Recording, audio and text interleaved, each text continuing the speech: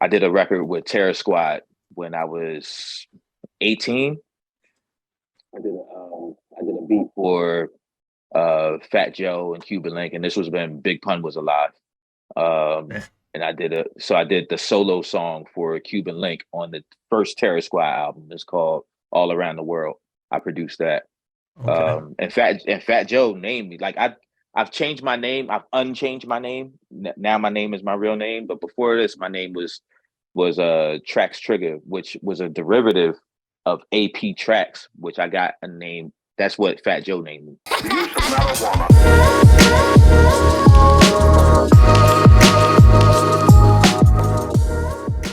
What up, everybody? Welcome back to another one on Convos. Today, joining us another special guest, Mr. Don Michael Jr.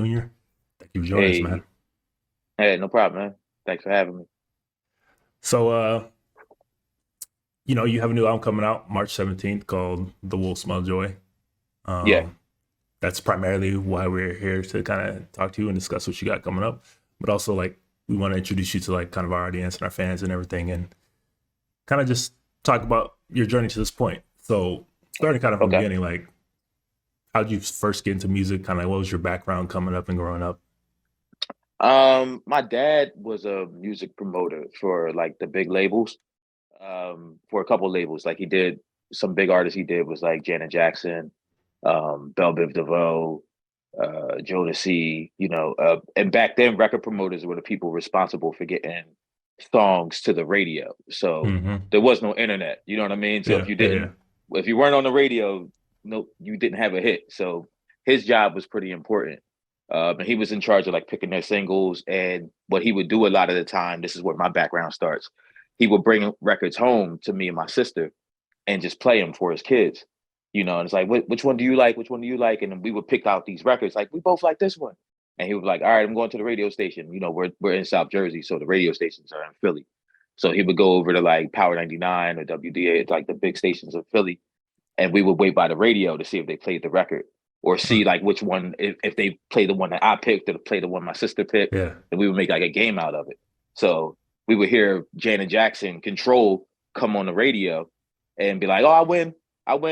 Dad picked my record. You know what I mean? And it's Yeah. like, so I was essentially like a little kid picking out singles for like major artists that I didn't know what I was doing back then, but that's where the bug first started. That's where it really first started. Was like, damn, I like the how people responded to the music. You know what I mean? And Yeah. seeing like a song that I picked, everybody loved it, and then it's like I wanted to make music after that. I mean, that's crazy. That's kind of unique. I mean, most people can't say, yeah, we grew up hearing, Janet Jackson, Jodeci records, like everything, like before Right. anybody else's. And like, Oh yeah, I I'm sure got you like the didn't like demo. fully understand like what you were Yeah. like hearing and listening to at the time. But that's crazy to think about now. Yeah, I didn't even know until like telling people like way later down the line. People were like, "Yo, that's crazy, right? Like that's a Yeah, that's crazy wild. childhood." And it's just like, they're like, "So did he get like plaques?" It's like we had plaques all over our house. You know what I mean? So yeah, that was my dad was heavy in the industry, but he wasn't creative. He was just like he had an ear. Yeah. He didn't play music. He was a DJ, but he had the ear. I mean, I think that's, especially back then, having that ear is probably almost more important than actually like creating that music It's because, like you yeah, said, there is no internet. You have to know what's next, and having somebody right. that knows what's next is was so important back then. Yeah, yeah, exactly. So that's why he went from A&M with Janet Jackson to MCA. And when MCA had their big run, Mary J. Blige, Jodeci, Heavy D, Belle Biv DeVoe, another bad creation, like people that people forget about were part of my childhood. You know what I mean? So it's That's like, crazy. yeah, he had a big run. But yeah, he started me. He bought me some equipment when I was 11. I wanted the little tiny rap keyboard, the little Casio keyboard. This is Yep. what was on my Christmas list. And yeah, Christmas list, like all the way back then. And he bought me the biggest keyboard back then, like the most expensive, craziest shit. Like I came downstairs and I was like, what is this? And he was like, yeah, he handed me the manual and he was like, make it work. So that's how I started making beats. And then he bought me a little recorder so I could rap. And, you know, from there, everything. So I basically would say music is life for you. Like it's been your entire life since you were like little. Yeah, yeah. It's actually difficult for me to, because I don't want to rap about music because I feel like not a lot of people can relate to it. But it's actually difficult for me to rap about anything other than music sometimes because it's such a big part of my life. Yeah. So for me, I'm rapping about my life, but people just think I'm rapping about, like, oh, this nigga's just in the studio all the time. That's all you get to rap about. And it's like, nah, I'm just talking about how I grew up. You know Yeah. what I mean? I mean, you got to talk from your experiences, and when that's such a huge part of your experience, it's hard not to like tap into that for sure. Yeah. I mean, unless I just make it up like a lot of people, Yeah. but I mean, this is I true. don't. Yeah, I can't do it, man. It throws me off. So, I mean, your dad having access to all like these big artists and big acts, like and producers and Mm. everything. Were you ever to like get in touch with any of them and kind of work and like were they able to like drop any knowledge on you when you were younger and starting to create your own? Um, Not really. I remember like Patty LaBelle, Vesta was like a good uh friend of my dad's, and I did meet like record execs, Mm-hmm. like people that were my dad's peers or whatever, and they gave me some game before. Even now, like some of the some of my dad's young bulls are like OGs in the game now that'll like be like, yo, ain't you Donnie's son? You know what I mean? Yeah, I'm just like, yeah, yeah, you know what I mean? And they're like, oh yeah, let me do this. I got this young boy over at this label or something. So that has happened every now and then, but for the like super vast majority, I've had to build everything like I didn't even know anybody.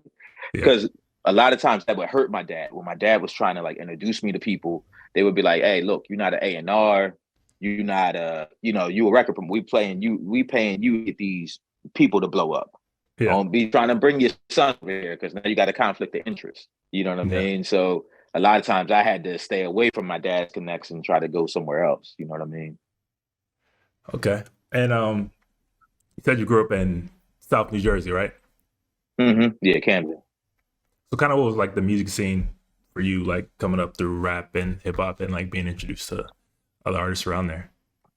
Non-existent, man. Like Mm, there really isn't. There is one now, thanks to dope artists, Kane, Sour. There's too many to name. I shouldn't even get to start to naming them. You know what I mean? But yeah, South Jersey, DH and Jace Harley, and there's a bunch of artists now that are doing their things that are getting these audiences from other places. Ant Beal getting artists audiences from other places.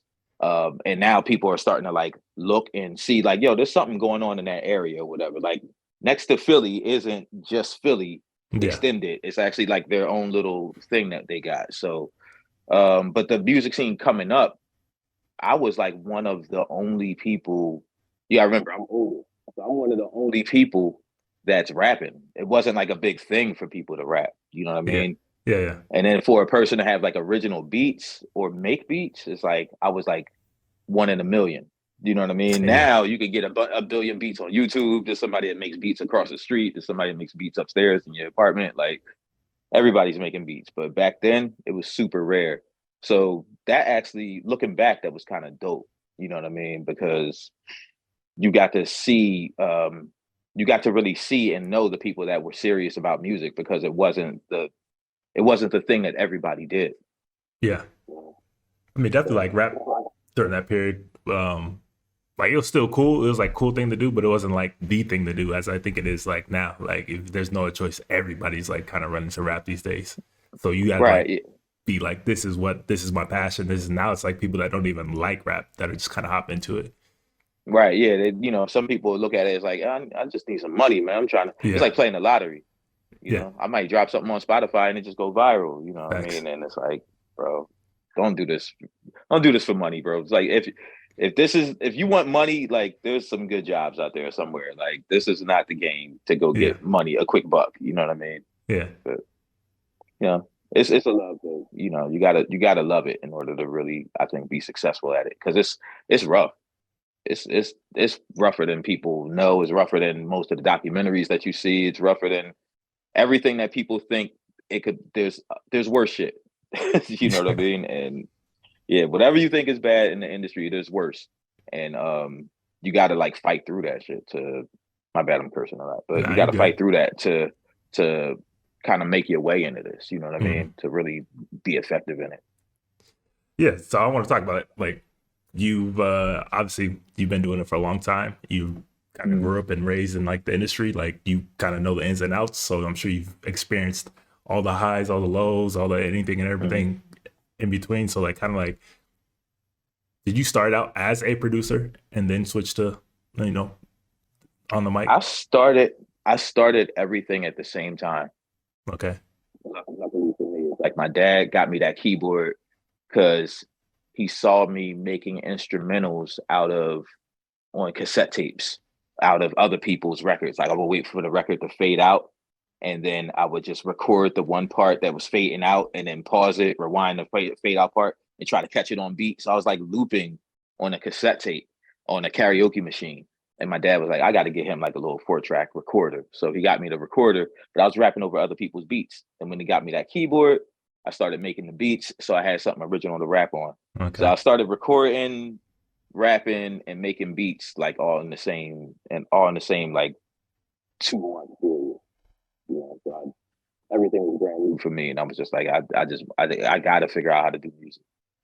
So what would you say is like first thing that got you like kind of broken into the industry? Was it your production and producing for other It people, was or was it your it was definitely production.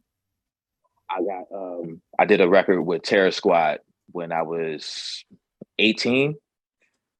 I did a beat for Fat Joe and Cuban Link, and this was when Big Pun was alive.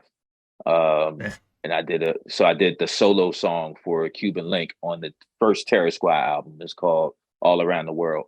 I produced that. okay. And Fat Joe named me. Like I've changed my name. I've unchanged my name. Now my name is my real name. But before this, my name was Trax Trigger, which was a derivative of AP Tracks, which I got a name. That's what Fat Joe named me. Like Fat Joe gave me that name. And that was from doing that album or whatever with Cuban Link. And I did like some other joints for Cuban Link and then for Armageddon. A bunch of people that were in Terror Squad at the time.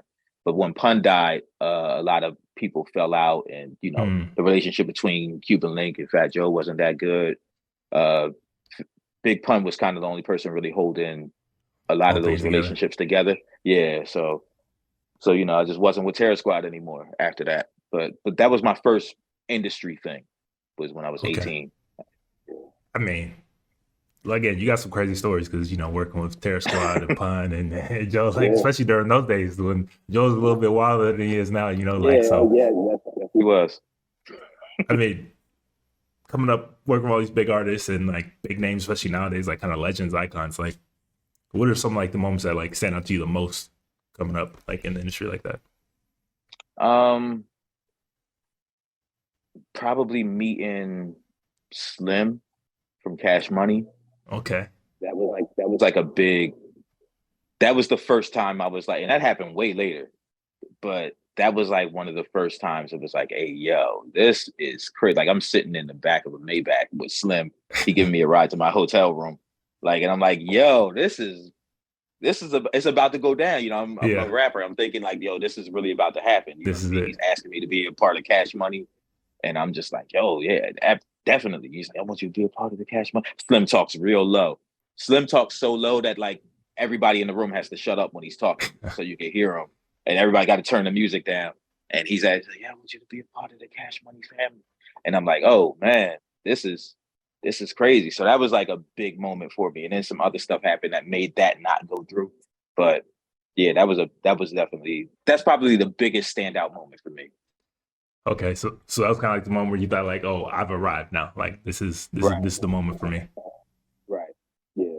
And there was a couple other moments where I felt like that, but you know, for me, things always there was always a wrench thrown into the whole system that kind of messed stuff up, whether it's like another deal or somebody lying and saying I was signed to them, and you know, I had a lawyer telling people like, nah, he's not ready. He's not ready. Like my lawyer telling me like he's not ready to do that deal. Nah, you gotta wait on him. And I'm like, This man's you know supposed to what be I mean? working for you. You know what I mean? Like, Yeah, exactly. You know what I mean? I've had stuff like that happen. You know what I mean? And he might have been right, but whatever. I wanted the deal, yeah. obviously. Yeah, so I just had a lot of stuff like that. But the Slim moment was probably the biggest moment for me. Okay, so like, a lot of producers, and especially nowadays, like modern, a lot of producers also like rap and vice versa. But back then it was kind of Mhm. like producers were producers and rappers were rappers. So like kind of Right. did you like run into any like issues when you like wanted to switch over and become like a, full artist? Um, no. By the time I switched over and became a solo artist, we already had the Kanye's of the world and the J. Cole's and everything like that. I became a solo artist in 2013. Okay. 2014 is when I dropped my first like, and I was rapping before then. So the issues I would run into before then was that everybody wanted me to be Kanye. There was like a weird thing where it's like Kanye's the and see when I'm growing up, Dr. Dre was a producer that Yeah. rap, and Jermaine Dupri was a producer that rap, and Manny Fresh was a producer that rap. So True. it wasn't new to me, you know what I Yeah. mean? But for some reason, Kanye became the image of like, yo, he makes beats and he raps, and I was like, Yeah. so does all these other people, True. you know what I mean? Yeah. But Yeah. That's but true. but Kanye had the title of it, so when I first really started stepping in the industry at like 23, 24, everybody wanted me to be Kanye. And yo, you the more street Kanye. Yo, you the more, everything was like, I was like, I'm not a street rapper, but they wanted somebody street. This was the 50 Cent era, Facts. ushering in, you know what I mean? Get Rich or Die Trying. People was like, if 50 Cent made beats, you know what I mean? That's basically what people wanted, you know what I mean? So yeah, that was a big thing that I ran into, was just the constant Comparison. comparisons So to Kanye and whatever other producer was behind the scenes that was rapping, writing or whatever like that. I was running into a lot of that, but I think people have to compare you. People have to get used to being compared because people have to compare you in order to digest who you really are. yeah. You know, we as humans just do that naturally. You eat a new food and it's like, it tastes like chicken and a little bit of goat mixed together. You know what I mean? It's like, Yeah. nah, bro. It has its own thing, but we have to put it in our mind as something else before we can decipher what it is on its own. Um, and I think that's the same thing that happens with rappers. Oh, he sound like if Lil Uzi and J. Cole kind of mixed together. That's what he's. It's like, Yeah. bro, he sound like himself. You know what I mean? Fact. But Yeah. you know, so that's what people were doing to me a lot, and I just had to get used to that. I mean, labels have definitely notoriously been unimaginative, to say the least, when it comes to like signing new artists. They don't necessarily see what's next or what's coming, but they always want to get what's hot right now. You know what I mean? So like that Right. is something that a lot of artists kind of run into when they're trying to make their own lane, for sure. Yeah, and you know what? Nowadays, it's even more defined and more like in your face as an artist, because you'll go to submit for like these playlists or something like that, Mm-hmm. and you'll see all these places that you have to fit into. It's like, damn, I don't do chill hip hop, but I'm not East Coast boom bap, but I'm not West Coast. I'm somewhere in between Yeah. some of this stuff. Like I don't fit. I can't get on a playlist to save my life. You know what I mean? I've only been on one playlist like this whole time. Which luckily for me, I've still been able to build a fan base, right? But it would help to get to some other playlists and get some new exposure. Yeah. But I don't fit into a lot of the categories. They, Yeah. they ask you for the categories when you're trying to get on here, and I'm like, I don't fit into a lot of this stuff. So they have to compare me. I'm like, who's your closest comparisons? And I'm like, everybody says Joyner Lucas, everybody says J. Cole, everybody says Drake. I think it's because we're all light skinned, but you, who knows? I'm sure I sound like something like some of these guys all put together. Yeah. I mean, it is kind of funny that in this day and age where almost everything's genreless, quite honestly, like everybody's Hmm. tapping into different sounds, different genres. Everybody grows up listening to kind of like everything. So there's not really like these strict lanes anymore, but that these playlists and these streaming companies still want that like very narrow definition of music, which is kind of weird Yeah, to hear. yeah. But the thing that wins awards is the things that starts. You run into your Tyler the creators and people that are like experimenting and just crossing genres, and that's the thing that grabs people's attentions. But Yep. then the outlets want you to fit into a box. So it's like, it's just difficult as an artist right now. But we're all making our way. So Yeah. So like you said, it took you kind of a while to like really build your fan base, especially online with Spotify and everything. But you Hmm. had a project. This is not music that kind of like Yeah, catapulted you. I think I guess like more in the yeah, way mainstream, more in more. the consciousness of like hip hop fans and everything. So kind of how'd that come about, and like how did you go about like kind of building from there? Yeah, this is not music came about because I made a project before that called Broken Hearts Make Villains. And then the pandemic happened. So I didn't really get to promote that project, push it. I didn't get to perform. Everybody was stuck in the house. So while I was stuck in the house, um, my boy Dev started a Devin Wade. Shout out to all the fans of the Devin Wade show. Devin Wade started his own podcast because he wasn't on $1 million worth of game anymore. So he started his own podcast, and I've started running the TikTok page of that podcast. Okay, So when I got on TikTok and exactly what worked, oh, let me chop this part out, let me get right into this joke, let me do that. I started understanding TikTok more like, yo, I got to hit them real quick and do this and do that.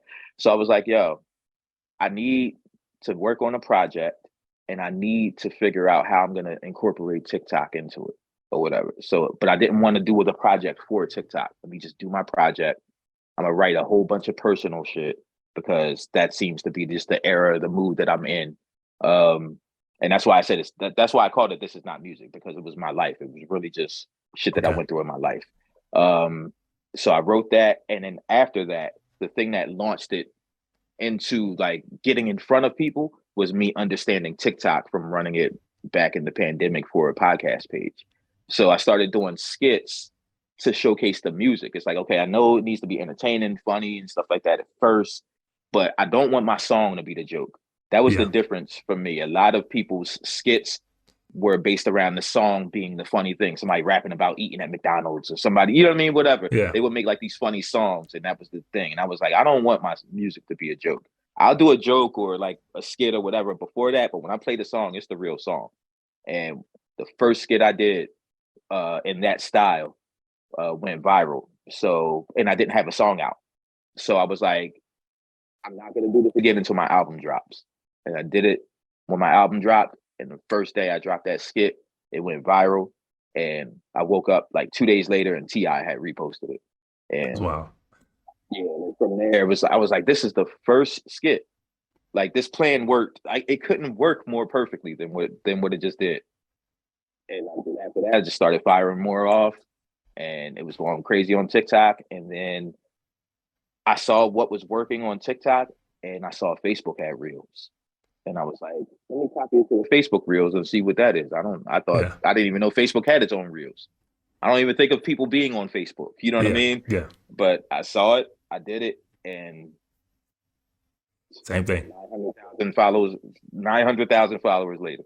It's like, oh wow, this is insane. You know what I mean? Yeah, So I was yeah. like, so I just started hitting Facebook, and the thing that Facebook really did was Facebook really brought people directly to the music because Facebook lets you put a HTML link in the comments, and none of these other platforms let you do that.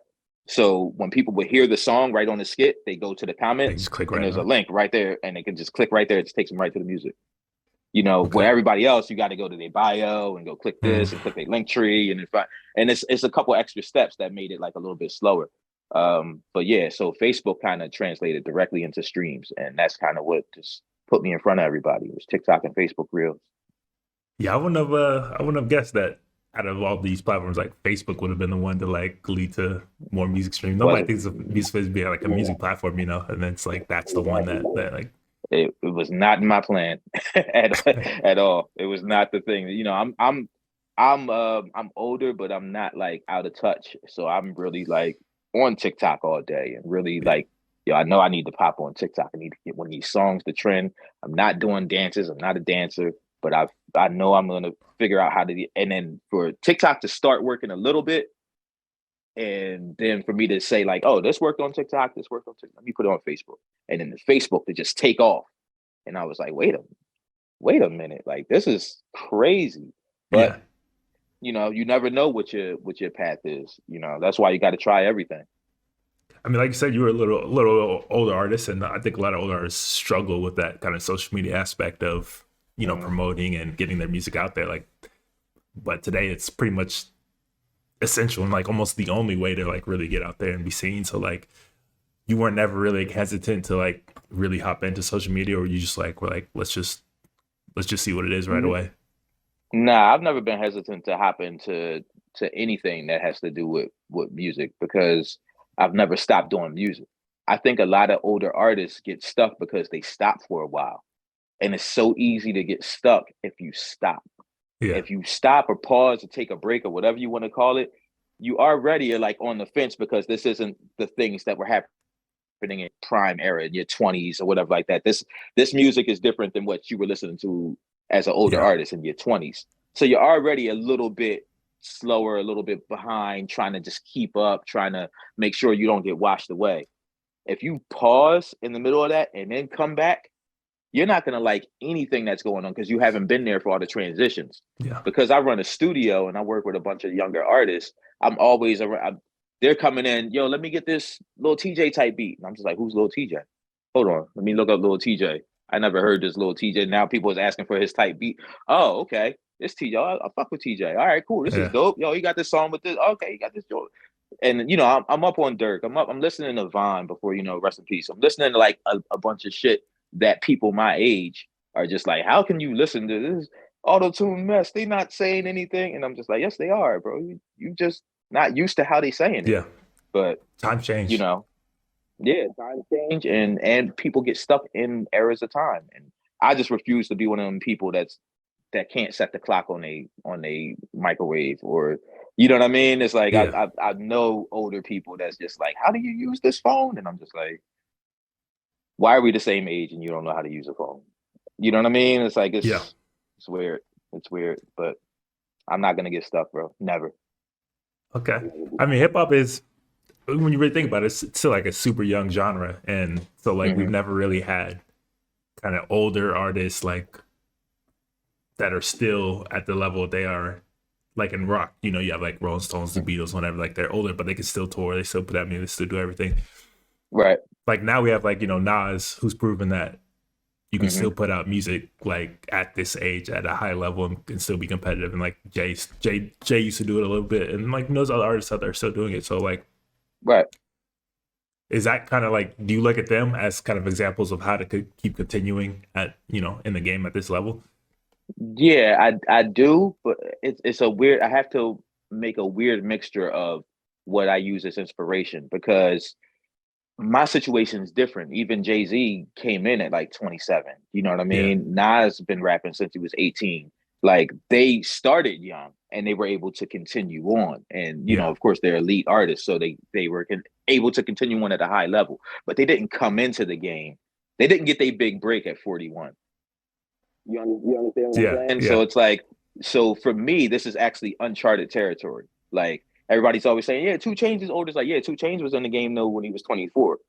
You And know he what I had Duffel mean? Bag Boys, and he had some buzz and some hits before he came Exactly. back. Yeah, exactly. So it's like, yeah, these people already had names and staying in the game, songs out, hit records sometimes. You know what I mean? Um, I have to look at like uh the hold that Griselda grabbed on people. You know what I mean? With Yeah. them coming True. into the Yeah. game as a little bit older artists, but me not making music like Griselda. Because the way that Griselda came in, they never stopped doing what they were doing. They Mm. fell in love with rap early 2000s style, you know what I mean? Grimy rap, hip hop shit. And they just kept doing that. And it was like, one day this will come back around. And it That's how came I back around. picture them Yep. thinking about it. And they came back around. People was listening to Griselda like, I've never heard anything like this. And it's like, well, you weren't around back then, but Yeah. True. guess what? They just doing new polished versions of what was already happening. You know what I mean? And so I got to look at the way that they came in with focusing on their merch and building their own thing and doing their own sound. But also, I don't make music like them. So I make music that's a little bit more current, for lack of a better word. So I gotta make, not that they make old music either, but just I make music that's a little bit more auto tune a Yeah. voice, and I will. You know what I mean? Um, so it's a different game. It's a kind of uncharted territory. So I'm kind of carving a lane in a sense, for this because I haven't really seen it before. This is Yeah, my I mean, first I can't think of anybody off the top of my head. Like I wasn't gonna say Two Chains, but like I said before, he had buzz. People Right. knew who he was. He might change his name, but people knew who he was, before he kind of came back. So like Right. breakthrough at 41, like, so what kind of kept you going, kept you putting out music, kept trying to, continue down this Um, road? Because a lot of people would just stop, like, it was like, yeah, people would give up, and I've run into that. I rap with people, I record people, I've been the producer for people, and seeing them stop. For me, it would be like little awards. It would be like, okay, this album didn't blow up, but it did get me to perform at South by Southwest and A3C. So it's like one album, one project I did got me to all these festivals, and I was yeah, like, all right, cool. I did this project and it led me to doing this sync deal. So now I got music popping up on TV shows and stuff like that. So I'm like, all right, I'm getting like these little W's. Maybe I'm not the biggest rapper in the world, or people don't know who I am, but every time I drop a project, it helps my studio. People is like, who made these beats? It's like, oh, I did. And they want to come get beats. Or, yo, you record this? You mix this? Yep. And they want to come to my studio. Yo, you wrote these hooks too? Yep. They want me to write for them. So it's like, all right, I'll drop an album and it strengthens all this other stuff. So let me just keep dropping albums and see what doors open. When I first did my first solo album, 3 Day, I had no idea, didn't expect it at all. And Atlantic Records ended up reaching out to me at and this is right before streaming. This is still SoundCloud era.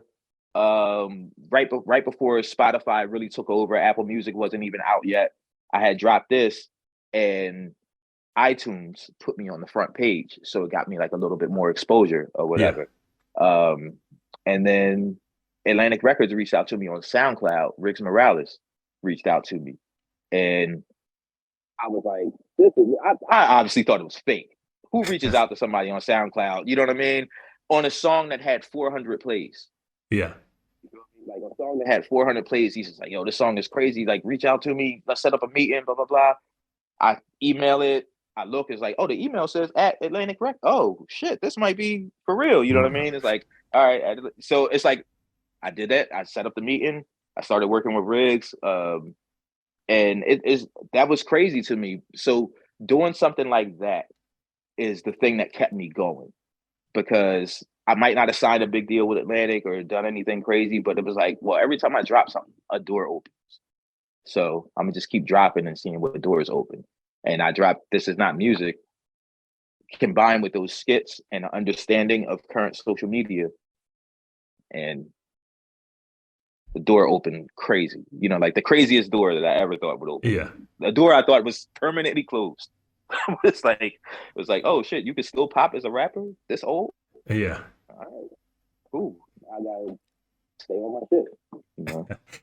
I mean, it's also kind of, I mean, it also kind of makes sense too, because like a lot of fans now are older. Like now Mm-hmm. fans who've had that grow up their whole life listening to hip hop, and now they're older. So like they want to hear different things. They don't want to hear, about people in the club all the time, or like rapping about, whatever's popping in amongst like the younger rappers this day. So like Right.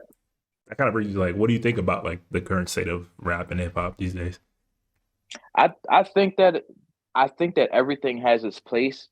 And I know how to enjoy everything, but I'm also not one of them people that like get upset at movies when the movie wasn't as good as what they thought Yeah, it should be. And it's like, oh man, that movie is like, man, I sat here for 2 hours and watched something that somebody made. I enjoyed that. So I can enjoy a lot of different styles of rap and shit and still know that that might not be what I throw on in the car. You know yeah, what I mean? But I can sit down and, oh, that video came out. Let me check it out real quick. Oh, okay, yo, dude, dope. I can hop into it. So I don't mind the current state of rap. I actually like the fact that there are different artists that I could turn to and I know what I'm gonna get.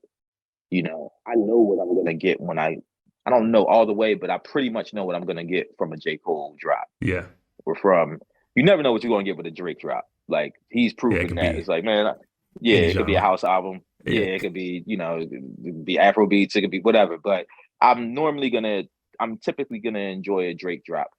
It's funny because my biggest comparison is Jordan Lucas, and I'm just now starting to go listen to Jordan Lucas music. But people have been comparing me to him for years. Um, my guy was Nipsey Hussle. I really like yep, Nipsey. I wasn't a big fan early on, I kept getting compared to Nipsey as well. And I thought that it was because I was like, I don't sound like Nipsey. I went and listened. I'm like, I don't sound like him. He got a West Coast accent. He picking these types of beats. But it was the fact that he was motivational. And Mm. my first albums were very motivational. It was called 3 Day because it was stop saying one day I'm going to do this, do that. You know what I mean? So it was 1 day, 2 day, 3 day. And it was a super motivational album. So I got You compared to know, the Nipsey a lot, marathon but I continues. didn't know. Right, exactly. And I wasn't a fan. I didn't know anything about him until I saw Nipsey in an interview. And that made me a big fan of him. So it was people like Nipsey. And although the current state, I do got to say this, the current state of music is creative in a way. There's a lot of copycatting, and there's a lot of I thought that was this person, but it's this person. You know what I Yeah. mean? People aren't. I know this from dealing with artists in the studio. A lot of artists, especially new artists, aren't comfortable with hearing themselves. Not comfortable with hearing your own voice as well as your own life. So people play it safe, and they just feel like it's safer to regurgitate something that they already heard that they know that works. So if it's say like, oh, I'm gonna say, my favorite rapper said I'm gonna take his top off like a fitted. I'm gonna say I'm gonna take You your know what I'm top off saying? like a Yeah. snapback. You know what I mean? And it's like, so then everybody got to take your top off line. It's like, take your top off like a toupee. Take your top off like a receding hair. Or Everybody got to a take your slide. top Everybody off got a line. slide line now.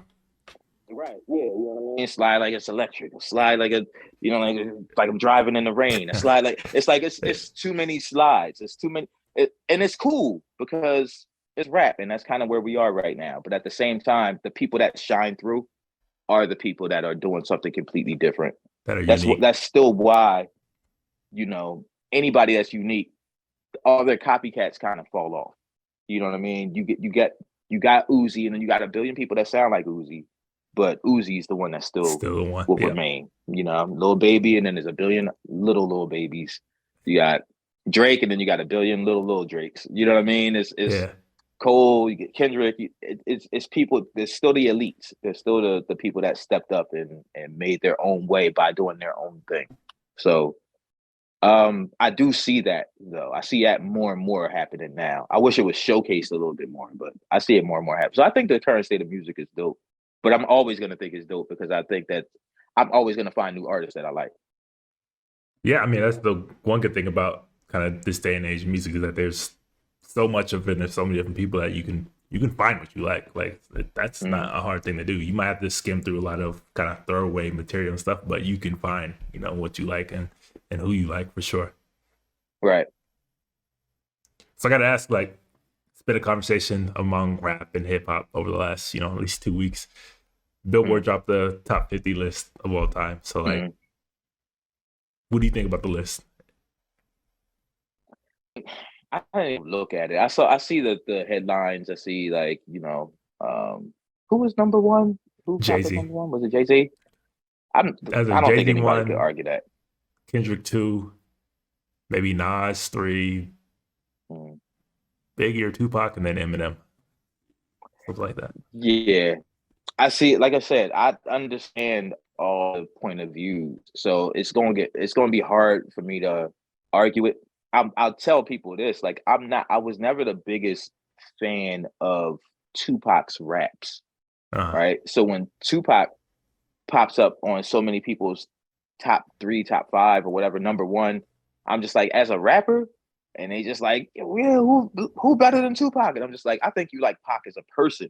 If you were saying the top rappers as people, but did Tupac have as much rap as he? Tupac didn't have as much rap skill as Lil Wayne. I think that there's other people that have more rap skill, but when you like more what he's saying, when you like more of his movement, his ambition, then that's his yeah, everything, his I can whole see what Pac. persona, his Yeah, yeah, his it was whole him as his a aura. person. You know what I Yeah, mean? If we just talk about music, the list change, and that's what I look at those lists. I think that those lists have too many variables that will change the order of the list. So you got to consider how people were putting it together. Because if you talk, a lot of people always say like he don't even got any Grammys or he don't even got, and yeah. it's just like that I doesn't mean, mean that Nas he's ain't get not a a great Grammy until rapper. what, last year, so Right. you not gonna That put doesn't Nas in mean your he's not top. Right. Does that mean he's not a great rapper? No, it doesn't mean Yeah, that. He's one of the best storytelling rappers ever. So if you all start time. ranking, yo, who's the best storytelling rappers? That list dramatically changes. You know, Yeah, yo, who got the most hit records? That list dramatically changes. You best know, so lyricist and all that. Yeah, yeah, so we can't really go off of a list. And Billboard and all these companies, they know if they drop a list, it's going to be the talk, and I mean, you see they what know. happened though. Internet blew up after that one. Like, you Yeah, know, I mean, why not? And now you see what, and it causes ripples. You see Wayne saying, like, I mean, I'm better than Jay-Z. It's like, I'm tired of this. Like, I'm better than Hov. And who gonna argue with him? Like, he had a strong, strong run. yeah, You know what I mean? Like, and he just dropped a new record with Swiss. He crazy. was snapping on. That was You know, he bumping, bro. snapped on Yeah, it. So it's like, it's man, let these rappers just all argue amongst themselves. I'm not gonna let the Billboard list stir me up a little bit. You know what I mean? I know that list could change the second that you add a new variable. So yeah. yeah, I mean, like I said, it definitely got the community talking and had old rappers coming out of retirement to give their opinions. It was just like yeah, they definitely yeah. got what they were looking for sure with that one. And kudos to them because it's great. You know what I mean? Like you did exactly what you wanted to do. That's dope. But I know that those lists don't really they don't hold any weight. I'm still yet to make like most people's list in my own city. You know what I Yeah, mean? and it's like Like not in yeah, my yeah. So it's just like I mean, at this point, bro, it's like I just got to just do me, and I think every rapper feels the same. Where it's like, man, I might not make your list. I'm gonna make his. That's fine. You know what I mean? I'm gonna make his. I'm all gonna right, make one my more thing I fans want list. to like ask about kind of the current state of rap is all this death in rap, all these artists dying young, all these artists getting Mm. kind of situations that are outside of music. Like, what do you think is causing that? Like, do you think it's the culture itself, or do you think it's just like people coming into the culture, bringing in all this other stuff into it? Um, there was always other stuff getting brought into the culture, and getting brought into the music industry, even behind the scenes. You know what I mean? Like people know that. I won't name any names, but people know that people are affiliated with stuff. The execs, you know what I mean? The older Mm-hmm. white execs and stuff. You know what I mean? Got mob ties, and you know what I Yeah, mean? And yeah, it's other stuff. It's always been other stuff. You know what I mean? And I think that it's a thing of the attention span and how much exposure you can get as an artist, the spikes that you get being on live, having a gun versus being on, you know what I mean? It's like yeah, there's so many things that kind of get cooked up into one pot that can ultimately lead to a recipe of disaster. yeah. You know what I mean? And the thing is, if you try to make a disaster, there's a lot of ways to make it. It might not turn out the way that you want it, but trust and believe it's going to be a disaster. Like, so if you put all these ingredients into make this fucking thing, Yeah. and rapping about the drill you just did last week, and getting on live and talking to your ops directly on Clubhouse, and doing and all this stuff, it's going to turn out bad. Yeah. No matter what, it's going to turn out bad. You're most likely not going to walk away from that in the place that you want to be. But it's also the thing that makes you all this money and gets you all this attention and Yes. gets if you start feeling like this Controversy might be my sells. way out. You know what I mean? So a lot of the younger artists feel like, damn, I was rapping and I was saying this and I was talking about this and nothing happened until I started beefing with this dude. And then Twitter took off, or then we started beefing on IG Live, and people just kind of Now act is attention's talking the about biggest me, drug, bro. Yo, yeah. I mean, that's what a Yeah. lot of artists also do. Like, oh, now academics I thought is he was talking about you specifically. I no, was about no, to say, no, man, no. listen, don't fall into it. But yeah, it's like that's what people want. They want act talking about them. They want to be on, a subject of some podcast or some YouTube conspiracy special. You know what I mean? Like, this rapper did this and this, and I Yep, think that yep, he's the one that got this person killed. And it's like, bro, rappers don't. I mean, rappers that rap don't want to get people murdered for rap. If there's crime and stuff like that, if there's murders and drills and crazy shit happening, it's normally not because of a song. You can call it because of a song. Oh yeah, he dropped this diss record, but it's like the diss record that got you pissed off is because he named your boy that got killed. Yeah. and that was some other shit. You know what I mean? It's Some like some other street the stuff, and yeah. the rap has always been competitive. Rap has always been like there's always been diss records like damn near since the beginning. You know what I mean? That's just the culture. That's the culture, the competitiveness. I'm better than you. I do this better than you. The problem comes when you bring the street shit into the rap shit, and now it's like I do more drills than I'm better. I rap better than you. Is I did more drills than you. You blocked it. You blocked down by 13. You know what I mean? It's like Yeah, that's it's what crazy. starts causing shit, and I think that that's poisonous. But I'm I, one of them people that was calling poison early on. Like I thought World Star was poisonous.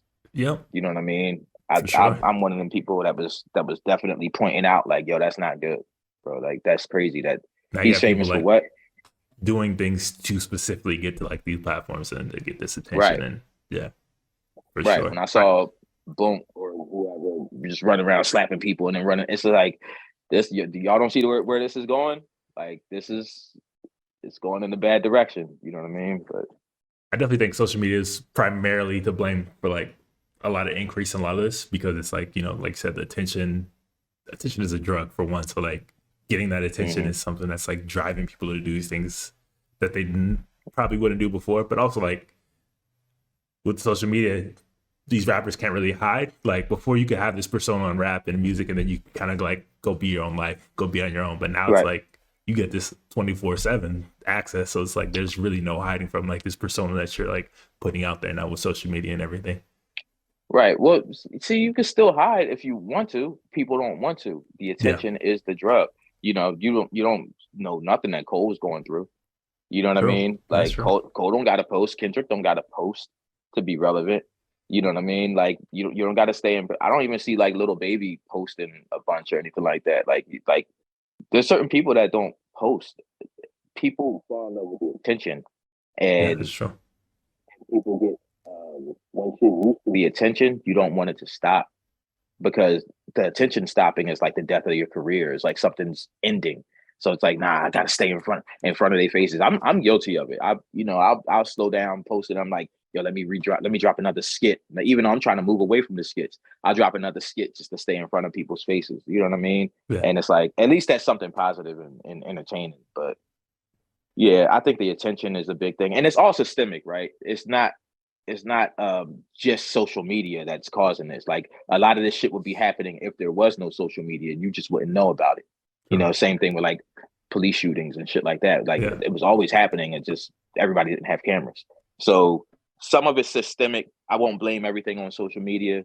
I'm not blaming everything on rappers. It's kind of like I said, it's just all a bunch of ingredients in one thing, but all of it is kind of equaling out to not good. You know what I mean? true. So I mean, that kind of brings me to like your album, "The Wolves Smell Joy." Kind of like it's Mm-hmm. like a very strong album title, and obviously it implies certain things. But like, what for you is the meaning behind that title? Um, the wolves smell joy. Kind of the title came to me because I have this thing of balance. I have this thing of the yin and the yang, karma, everything kind of equaling out, and things were going good for me after this was not music. And I started to get nervous, and I was like, "What is this? Like, what is like? Why am I getting nervous?" And I'm like, "Shit is going so good. Something bad has to happen Yeah, to like even this out." You know what I mean? So it was like, and then bad shit started happening. My sister got cancer, like which she beat and she's recovering from, thank God. But just stuff, shadow banning and oh, this deal didn't come through. Oh, this A&R is not doing this anymore. Oh, this relationship with this person got messed up. It was so much shit that started happening. And I was just like, yo, this is all results of like some of the good shit that was happening. So mm, this comes with this, even with the fans. It was like, okay, I got a bunch of new fans now, but now every time I post, there's like a debate. Like there's I'll post, but now my phone is going crazy and I'm busy or I got can't keep up with all this stuff and it just started being overwhelming. And I was like, yo, it's like every time there's something good, there's something bad. It's like being happy and in my mind it started being like being happy is like a scent and it just yeah, attracts all yeah, this bad shit. So it's like, yo, the wolves smell joy. You know what I mean? And yeah. it was like that's kind of what I want to talk about. I just want to talk about the balance. of all of this shit, and kind of capture the moment that I'm at right now of like all this good shit happening and then all this bad shit looming. You know what I mean? So Okay. Yeah. I mean, I like the title a lot. I definitely, when I thought I was definitely thinking like, when you get certain level of success, you also get kind of that envy and oh that kind of yeah, yeah, outside jealousy from people that like yeah, looking that in. comes with it too. But it's also, you know, you get used to stuff happening like that. Um, you never get used to jealousy and envy, especially from friends. Let me make that clear. It'll be some of the But closest people to you. right, but you know that something somewhere is gonna happen. You know what I mean? You know that haters gonna pop. They always say you ain't got no haters, you ain't popping. It's like, yeah, if at eventually some people are just not gonna like it. The amount of threats that I've gotten inside of my DMs for absolutely no reason from people that I don't know is hilarious. And I'm not Yeah. even a nigga that's online with waving his gun, holding it by the clip and no shit. I'm not even one of them people. And I'm just, if you ever come to this city, man, I'm gonna fuck you up. And it's like, for what? I don't even know you. We don't Yeah. even have a beef. And then it's some people I respond to, like, yo, what's good? Like, what's really good? And it's just like, yo, I just wanted to holler at you, bro. I just need to say something to Yeah. get your That's attention. It's like, this is crazy. crazy. But Yeah. that's kind of what comes with it. I'm just learning that's what comes with it. So yeah, the wolves is just the bad things. For me, the wolves was my bad thoughts. Okay. It Yeah. was like the depression, the anxiety. It was like those things. Those were the wolves that they were smelling all the happy thoughts. You know Yeah. what I mean? And they so eventually it has to equal out. But yeah, that's where the title came from.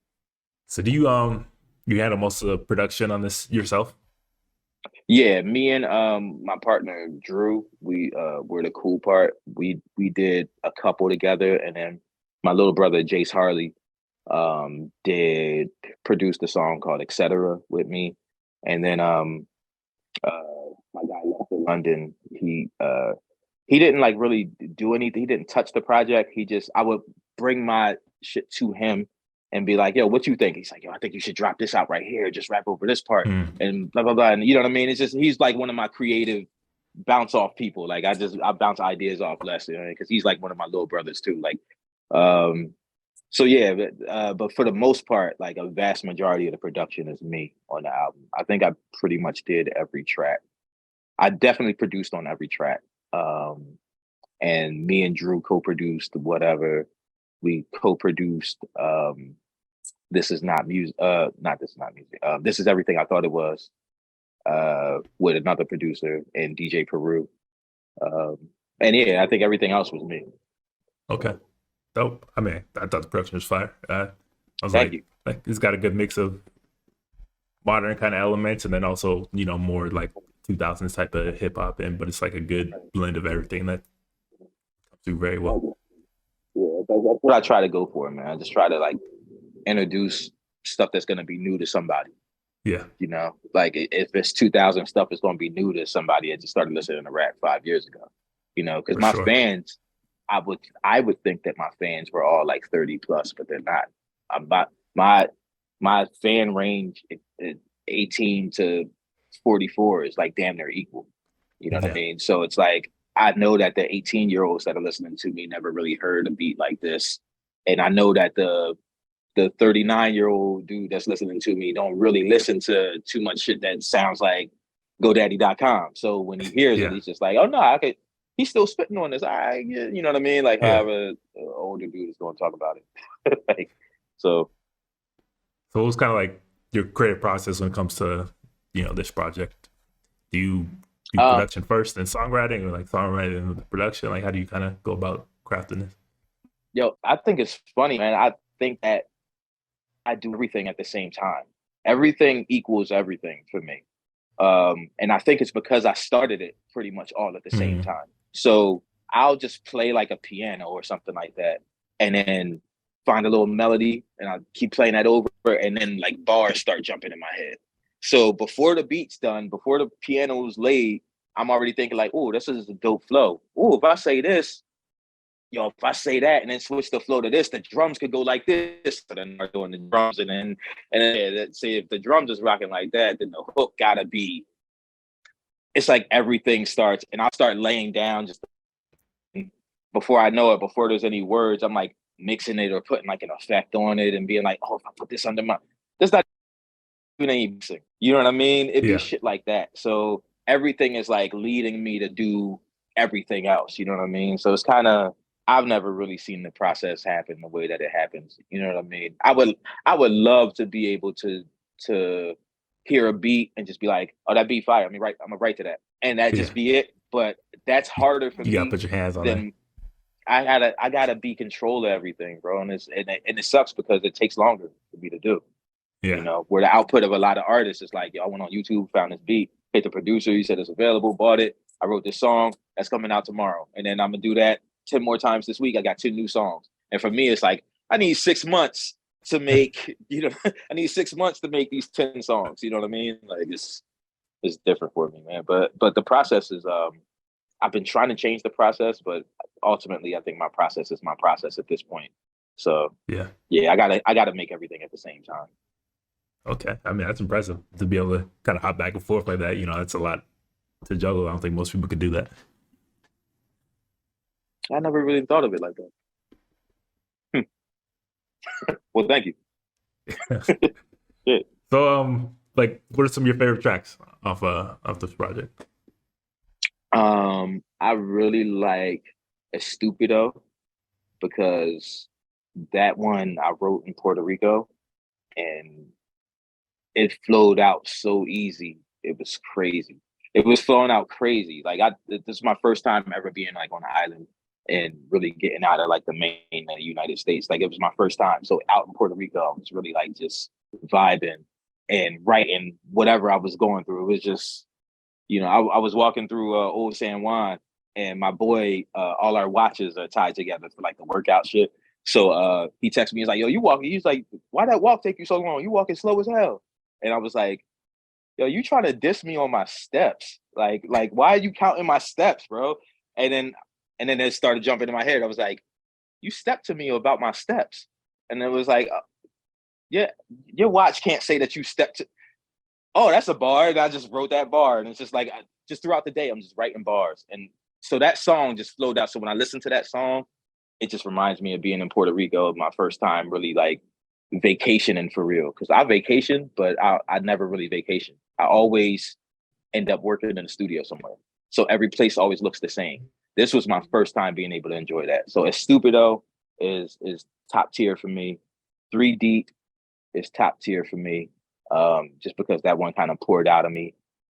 Dangerous Games, just because I got to talk about Nip and how that like affected me.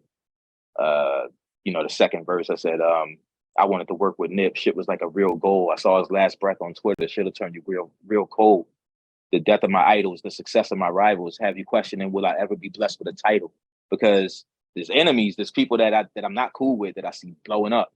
And then there's people like Nip that's like Yeah.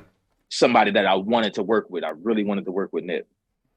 Just being taken down where it's like, bro, he did everything right, bro. He was giving back It'd to his always be the hood. ones that, doing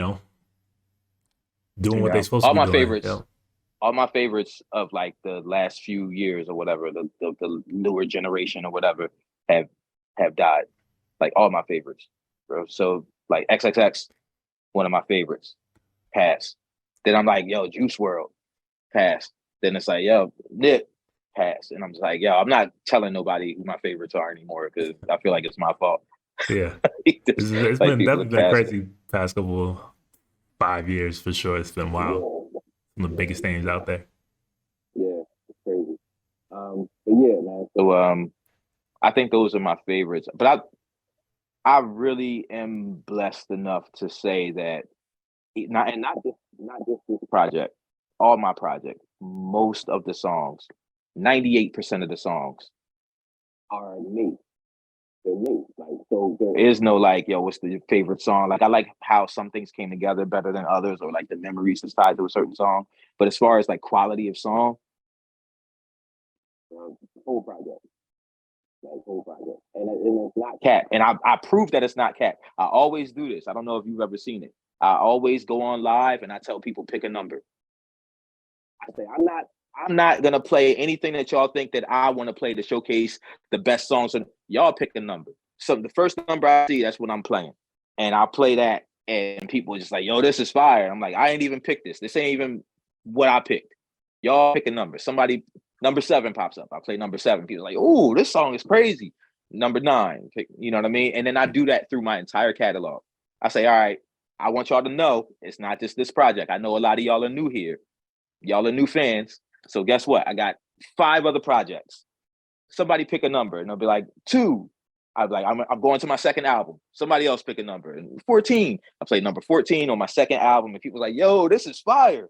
And I'm like, "See, I'm telling y'all it's not me. I promise y'all that I really care about the music, and I'm trying to make great shit. I've always tried to make great shit. We're just all now getting here." But I think that this project just adds to that. It's just another 11 songs, 12 songs that are another, addition to like what I think is a great catalog of music. I mean, I've heard the whole project a few times now, and like I said, I was like, okay, I'm messing with pretty much most of these for sure. Like, it's definitely refreshing to hear from compared to like what's out there currently, and like lyrically, you're dope, versatile, give a little bit of everything. Like, do you feel like at this point, people are coming to you and you're age 40 something, like this is like the best version of yourself musically? Yeah.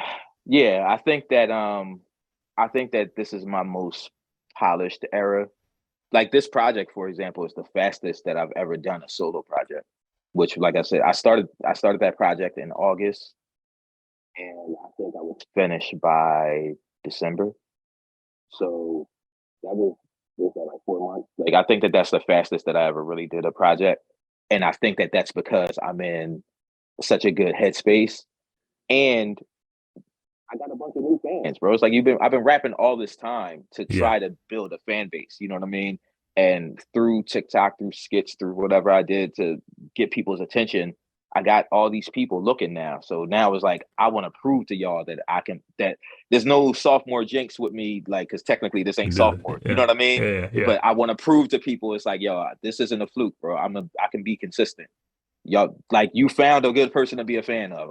I basically just want to make my fans fucking proud of me, bro. Like that's because I waited so long to have fans that it's like now that I got them, it's like let me give them some shit that's like worth it. Let me give them some bragging rights. You know what I mean? Let me give them something that they can listen to and like I told y'all he the fucking one. You know what I mean? It's like, that's what I want. So yeah, I think this album definitely did it, and I still got to put my life in there.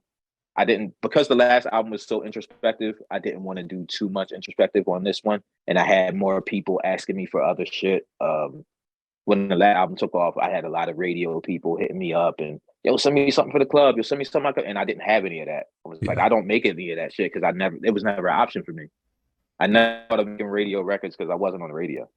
You know what I mean? So like, now that album took off, I was like, let me make sure that I show people it's like, nah, this is part of what I do. Like, I'm not just the super introspective, this is my life and this is what I'm going through. Here's the pain, here's the struggle. It's like, I know people that love pain music, but I'm not in pain all the time. You know what I mean? Yeah. I have a lot of fun too. So.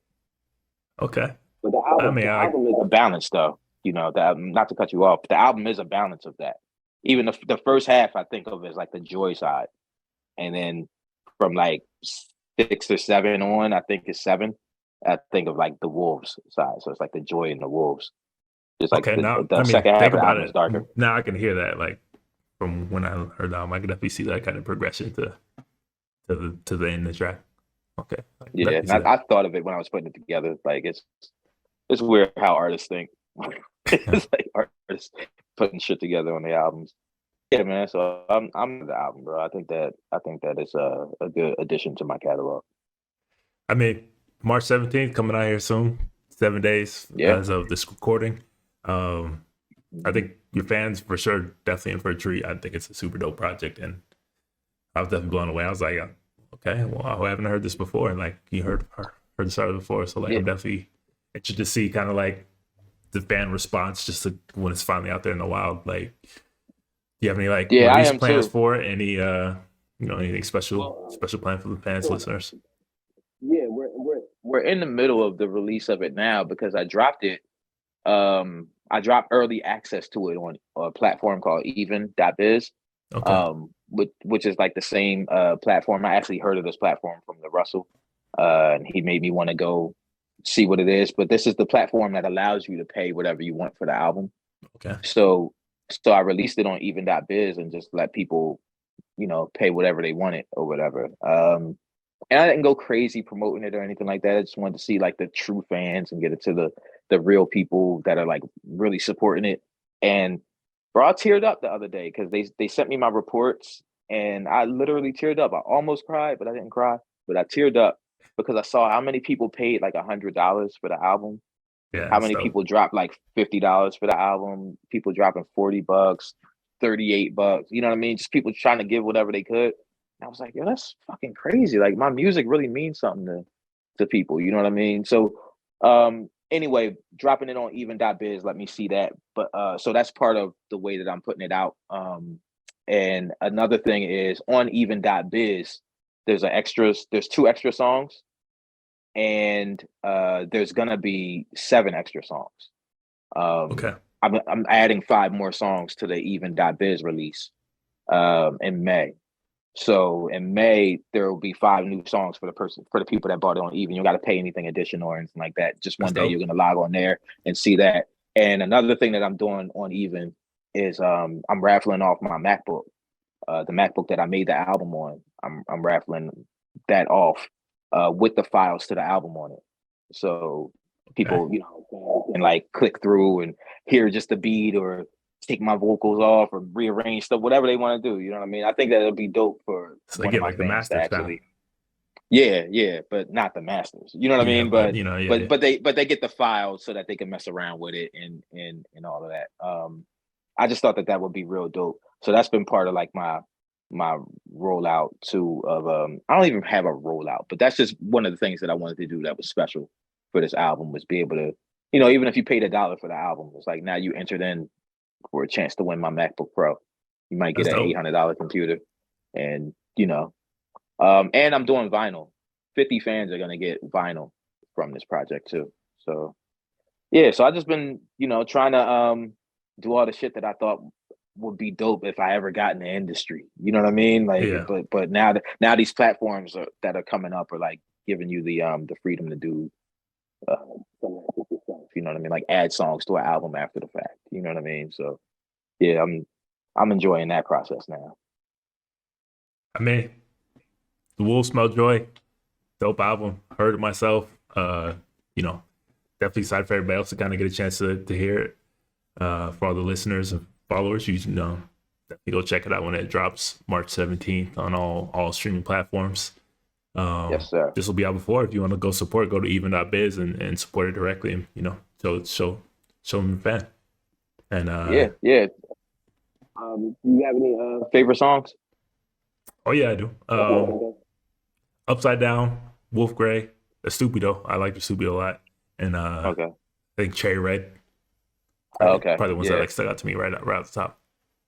So, yeah. Yeah. Upside Down was the one where I talked about my sister. And yeah. So yeah, I love this album, bro. Like I said, I didn't get too introspective on it, but I gave you enough, and it's always me. It's all always 100% me in my life. So it takes a little longer to write because it's real, but you know, I think it's more authentic. So March 17th, I'm ready for the world to hear it, and hopefully the world loves it. Like I said, March 17th, go run those streams up. Wolf Smell Joy. Yes, Thanks sir. for joining us, man. And you know, hope you speak to you again here soon with some more music, some more projects, and collaborate in some other ways. But we'll have all your socials down below. Go follow them. Go give them a listen. And yeah, thanks for joining us, man. Thank you for having me, man. I appreciate it. This has been great. The use of marijuana